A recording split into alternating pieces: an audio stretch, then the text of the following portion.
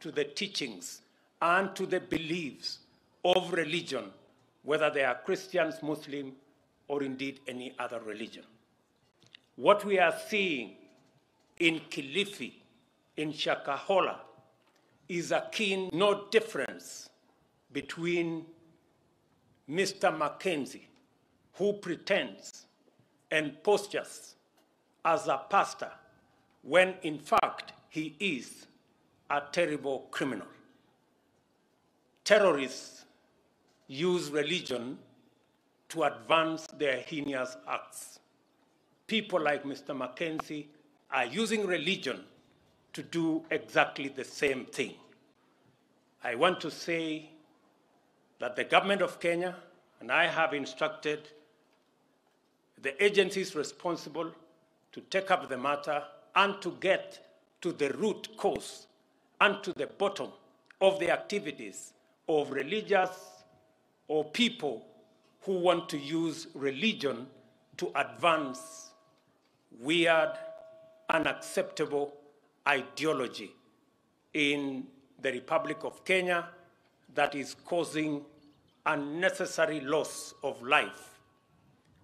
Let me also say that any religious group that preaches against the tenets of the Constitution, any religious institution that teaches against seeking medical attention or going to school, those responsible should be prosecuted.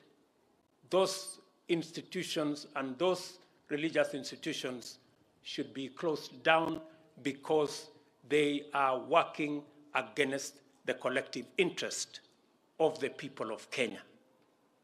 Let me say, for the avoidance of doubt, that people like Mackenzie and all other terrorists and criminals do not belong to any religion. They belong to jail, and that is where they should be. I wish